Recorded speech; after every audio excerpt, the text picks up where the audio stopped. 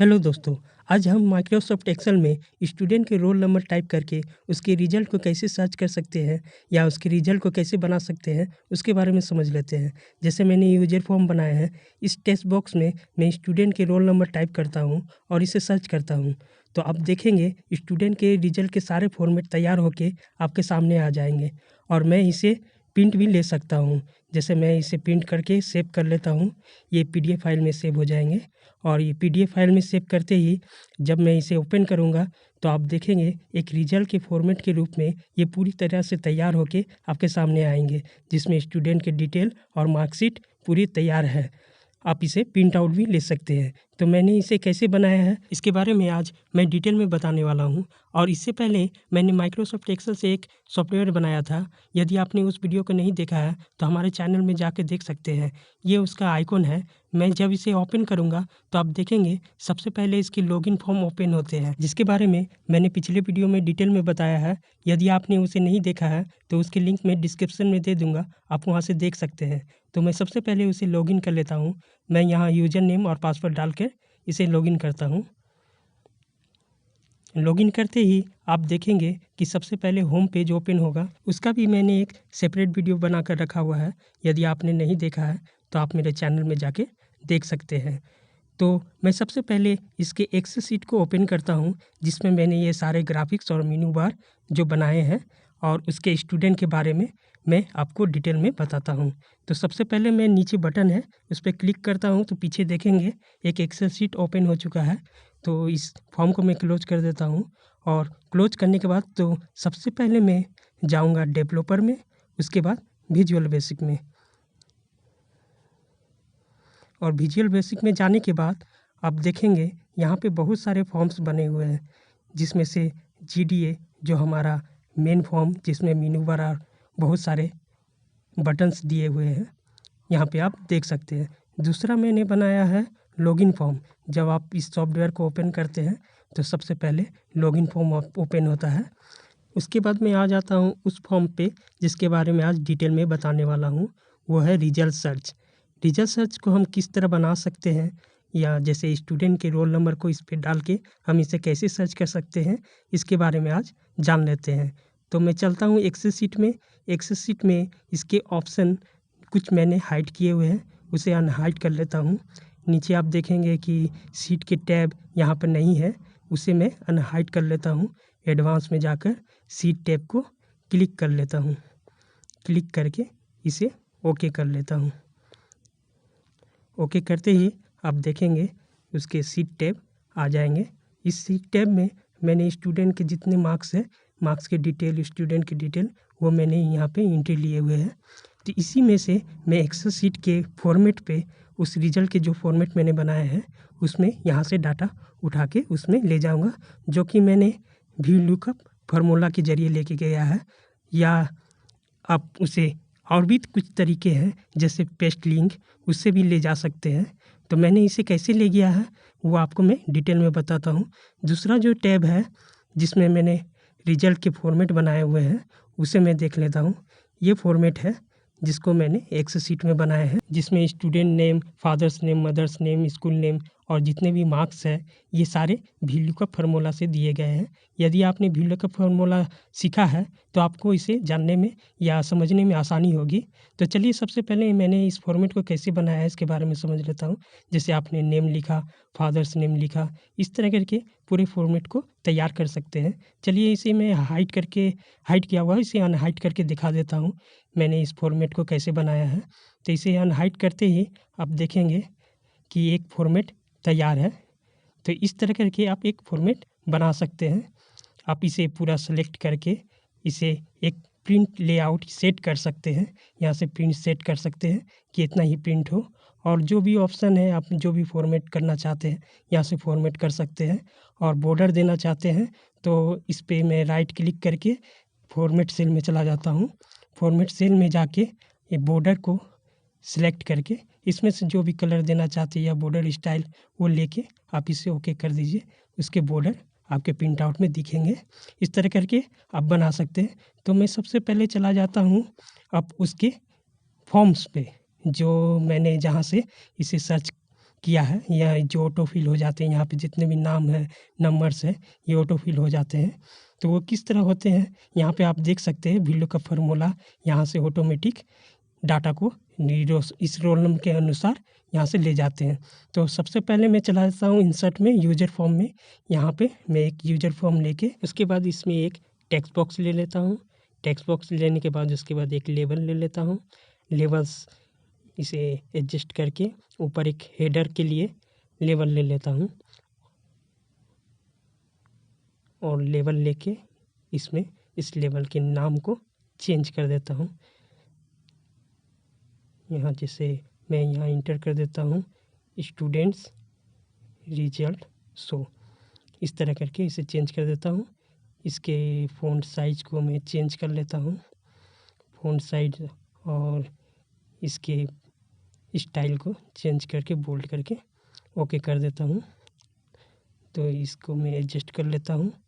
उसके बाद इस लेवल को यहाँ पर मैं लेवल चेंज कर देता हूँ, इंटर रोल नंबर। उसके बाद एक बटन ले लेता हूँ, इसे एडजस्ट कर लेता हूँ और बटन के नाम को चेंज कर देता हूँ शो रिजल्ट, और इसके कलर यहाँ से मैं चेंज कर देता हूँ। आप जैसा कलर लेना चाहते हैं आप यहाँ पे उसके कलर को चेंज कर सकते हैं। इसके लेबल्स को मैं ट्रांसपेरेंट कर लेता हूँ जिससे शेडो ना दिखे। इस दोनों को ट्रांसपेरेंट कर लेता हूँ। ट्रांसपेरेंट करने के बाद मैं इसके साइज को भी थोड़ा बड़ा कर लेता हूँ।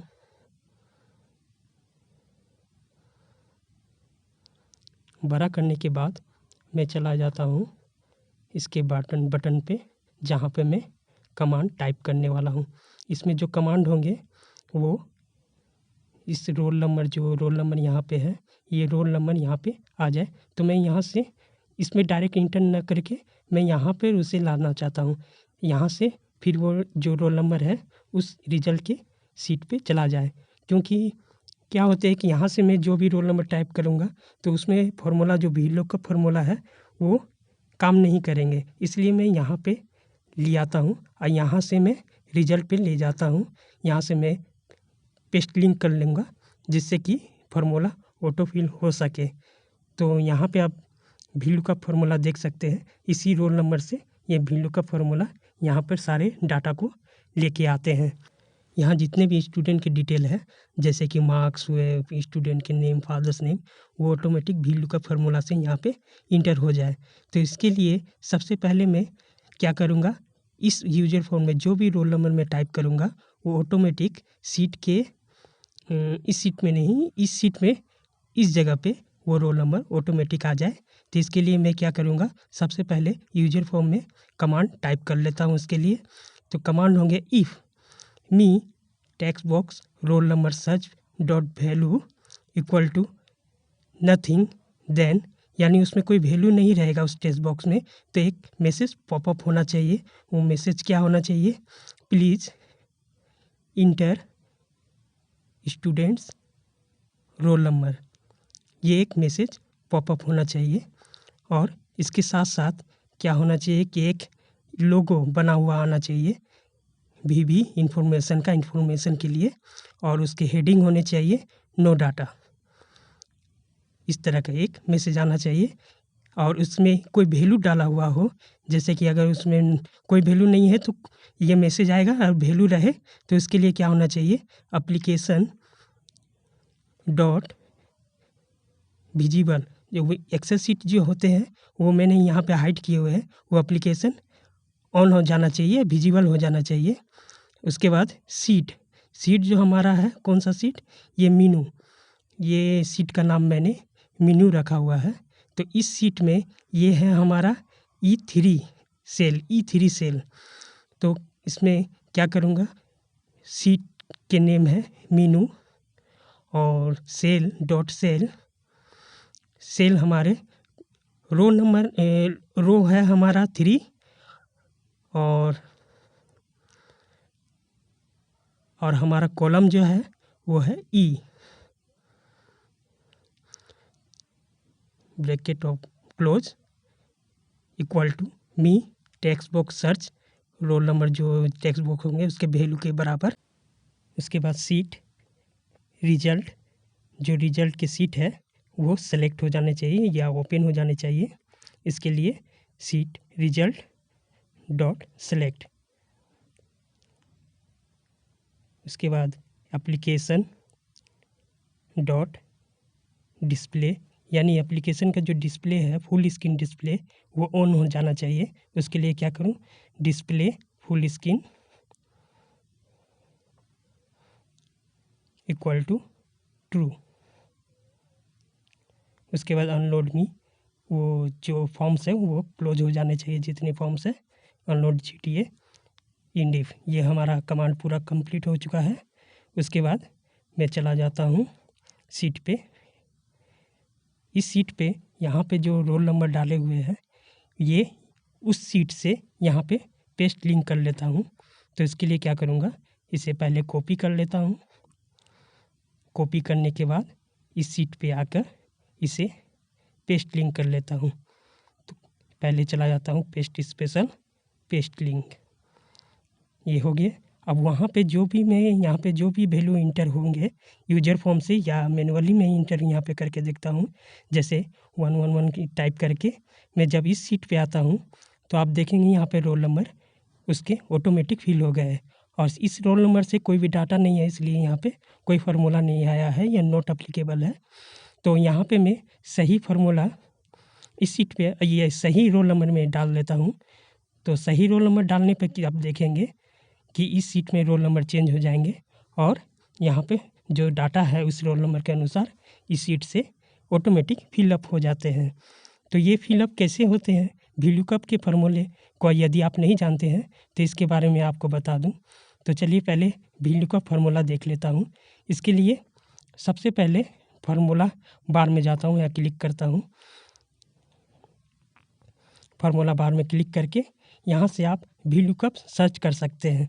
यदि सामने है तो आप उससे सिलेक्ट कर लीजिए, नहीं तो यहाँ ऑल सेलेक्ट करके यहाँ से VLOOKUP सेलेक्ट कर लीजिए।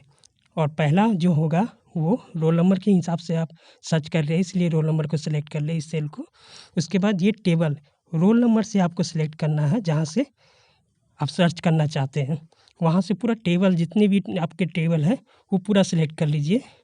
और उसके बाद कॉलम जो आपका होगा, कौन सा कॉलम होगा, रोल नंबर के बाद वो दूसरा कॉलम है जहाँ पे नेम है तो वहाँ 2 लिख दें और उसके बाद 0। तो ये आपका यहाँ पे आप देखेंगे दूसरा कॉलम जो है ये पहला आपका रोल नंबर है, वो पहला उधर का छोड़ के दूसरा रोल नंबर पहला हो जाता है और दूसरा उसका नेम। उसके बाद इसी तरह से तीसरा, चौथा, पाँचवा आप फार्मूला को कॉपी कर लीजिए और उसके कॉलम को नंबर को चेंज करते चले जाइए, आपके सारे डाटा ऑटो फिल हो जाएंगे। इस तरह करके आप पूरी तरह से VLOOKUP फार्मूला को यहाँ पे अप्लाई कर सकते हैं और आप डाटा को ऑटोमेटिक यहाँ सर्च कर सकते हैं। ये कंप्लीट हो जाने के बाद चलिए एक बार सर्च करके फिर से मैं देख लेता हूँ। तो फॉर्म में गया, यहाँ रोल नंबर टाइप किया और इसे सर्च किया। आप यहाँ से फिर प्रिंट ले लीजिए, प्रिंट लेके इसे सेव कर लीजिए। सेव करने के बाद आप इसे मिनिमाइज करके एक बार चेक कर लीजिए कि आपका रिजल्ट सही बना है या नहीं। इस तरह करके आप रिजल्ट को सर्च कर सकते हैं। इस वीडियो से रिलेटेड आपको यदि किसी तरह की दिक्कतें या परेशानी होती है तो आप हमें कमेंट करके पूछ सकते हैं। Thank you.